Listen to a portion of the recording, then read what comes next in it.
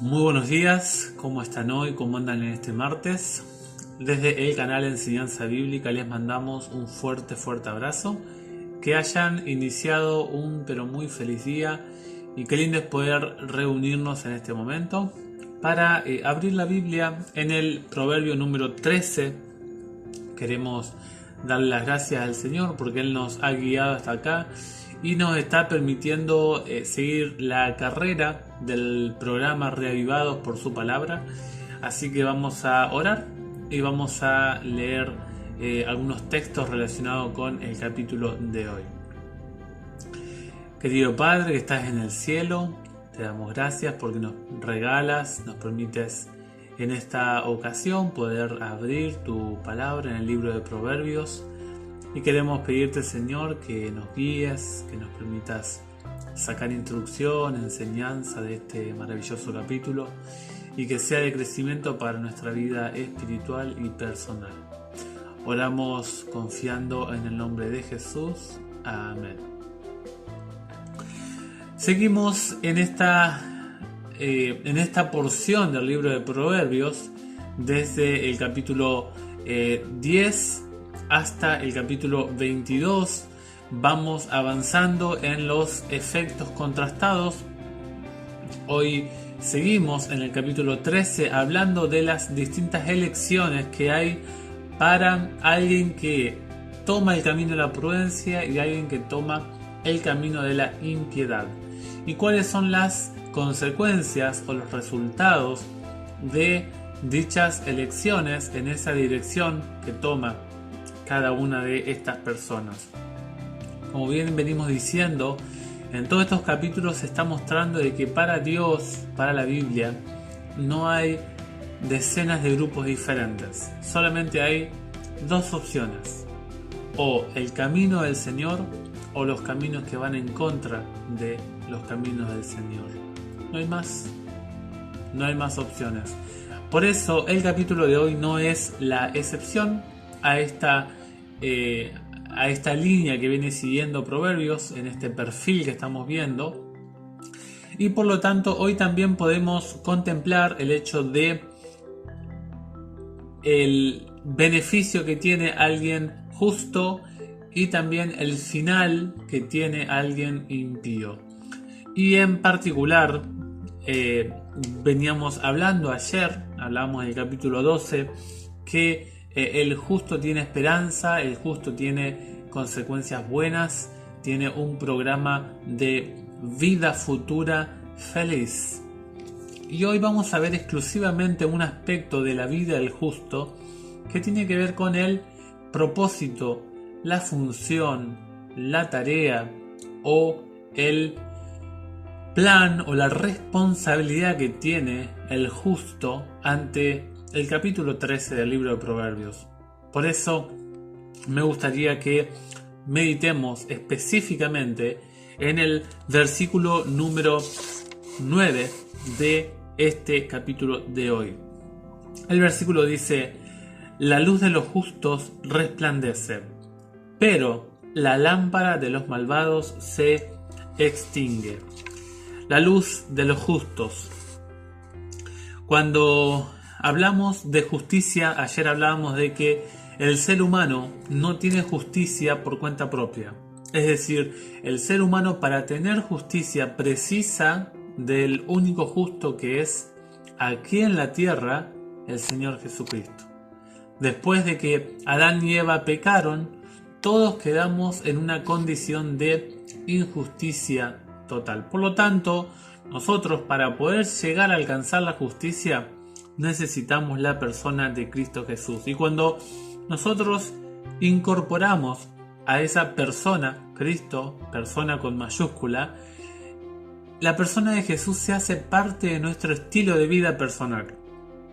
Y cuando Jesús por así decirlo, se encarna en nosotros, Jesús nos va de manera gradual, paulatina, transfiriendo su naturaleza justa, nos va transformando día a día. Allí se trasluce lo que dice el versículo 9 del capítulo 13 del libro de Proverbios. Allí se habla de el testimonio, de las acciones, de lo visible, de lo que se puede palpar de manera concreta de la persona del justo. Noten ustedes que Cristo primeramente en el libro de Juan, él dice primeramente: yo soy la luz del mundo. Es decir, en la persona de Jesús, en la esencia, en la naturaleza de Cristo, está la base de la luz para la sociedad humana y para toda la raza nuestra. Pero es interesante notar que en el Sermón del Monte, Jesús nos lanza el desafío ahora a los que tenemos en nuestra vida esa luz. Jesús dice allí en Juan: el que tiene la luz no andará en tinieblas. Por lo tanto, el no andar en tinieblas tiene que manifestarse de una manera visible, y ahora lo vamos a ver. Noten ustedes que ahora Jesús en Mateo, y me gustaría que leamos este versículo porque es muy, muy importante. Allí en el Evangelio según Mateo, es un texto muy conocido. Jesús dice, Mateo 5, 14 al 16: ustedes son la luz del mundo. Juan 8, 12 se colocó a él, su persona, como la luz del mundo. Ahora en Mateo 5 nos lanza a nosotros la responsabilidad, la función de el testimonio. Dice: no se puede ocultar una ciudad situada en la cima de una montaña. No se enciende una lámpara, noten allí el concepto de luz. No se enciende una lámpara para esconderla dentro de un tiesto, sino que se la pone sobre el candelero para que ilumine, noten ustedes, ilumine a todos los que están en la casa, a todos, sin excepción alguna. La luz llega a todos los que están dentro del hogar. Y el versículo 16 dice: así debe brillar ante los ojos de los hombres la luz que hay en ustedes, a fin de que ellos vean sus buenas obras y glorifiquen al Padre que está en el cielo. ¿Qué es esto entonces de la luz? Vamos a verlo un poquito más claro y más específico en lo que habla la Biblia.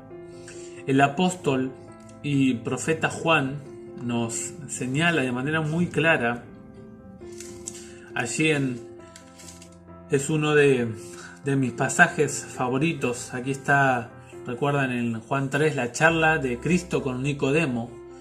Es una charla muy, muy íntima, muy personal, pero Nicodemo es un representante de aquellos que quieren dejar lo que hicieron la vida pasada y tener un nuevo comienzo.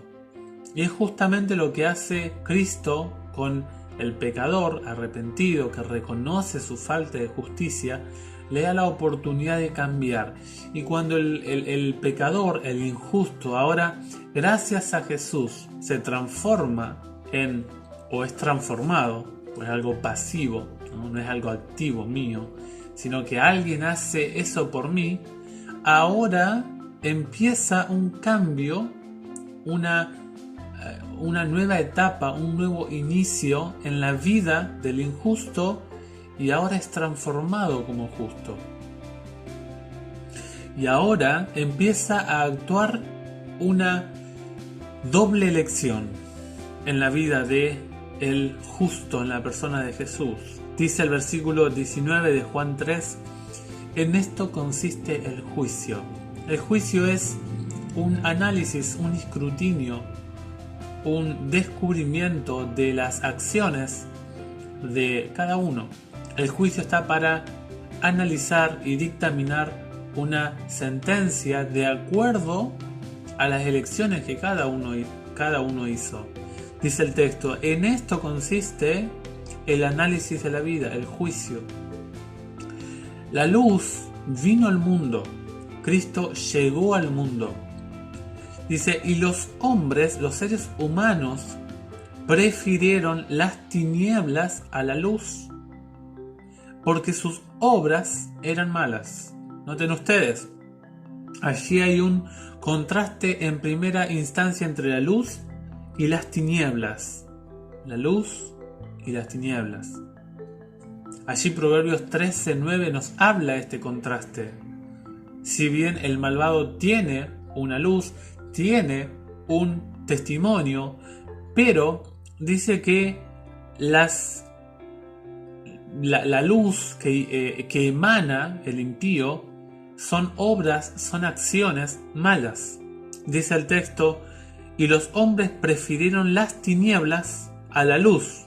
¿Y por qué las tinieblas están relacionadas con los impíos? Dice, porque sus obras eran malas. Y ahora el versículo 20 habla específicamente a los impíos. Y el versículo 21 les habla a los justos. Dos grupos. El versículo 20 dice, todo el que obra mal. Ahí están las acciones. Hay una lámpara. Allí en Proverbios 13:9 también dice que el malvado tiene una luz. Pero es una luz de calidad maligna, dice la Biblia. Todo el que obra mal odia la luz y no se acerca a ella por temor, o sea, por vergüenza, por ignominia, por miedo a que sus obras sean descubiertas. Y luego el versículo 21 nos habla a todos aquellos que tratamos de andar como justos delante de Dios. Dice, en cambio, la diferencia, acá hace un cambio Juan, primero habla del malo y luego habla del justo. Proverbio habla primero del bueno y después del malo. Dice el versículo 21, en cambio, el que obra conforme a la verdad se acerca a la luz. Verdad, luz, y hay una cercanía. Dice, para que se ponga de manifiesto, que sus obras han sido hechas en Dios. Significa de que hay obra, pero en los principios, en los caminos de Dios. Por lo tanto, la Biblia nos hace una invitación. El mismo Juan, pero solamente que en su primera carta, allí en primera de Juan 1, 5 al 7 dice, la noticia que hemos oído de él y que nosotros les anunciamos es esta: Dios es luz y en él no hay tinieblas. Si decimos que estamos en comunión con él y caminamos, noten ustedes, comunión y andar. Dice, si decimos que estamos en comunión con él y caminamos en las tinieblas, mentimos y no procedemos conforme a la verdad. Pero si caminamos en la luz, como él mismo está en la luz, estamos en comunión unos con otros, y la sangre de su Hijo Jesús nos purifica de todo pecado. Noten ustedes que la luz hace alusión a las acciones, a la conducta, a la manera de actuar, al testimonio, a las acciones, cómo los otros ven, cómo nosotros actuamos. Y ahora que entendemos qué es este concepto de la luz, volvemos ahora a Proverbios. Proverbios, el capítulo 13, el versículo 9. Este texto tiene dos partes. La primera parte que habla con respecto a los justos y cuál es la función o la influencia que tiene el justo para con otros. Y luego habla acerca del impío. Noten ustedes que la palabra luz puede significar luminaria, puede significar un relámpago, o también puede significar felicidad. En la traducción, esta palabra puede traducirse como el alba, cuando llega el día, la luz. El rayo puede traducirse como alegría, como lumbre. todo relacionado a alejarse de las tinieblas y que domina o que gobierna la luz. La palabra resplandece es alegría o alegrar, contentamiento, dar gozo, recrear. Por lo tanto, podemos decir que la luminaria, el alba, el rayo de los justos alegran, samak, la palabra, alegran, contentan, dan gozo, dan alegría, imparten recreación.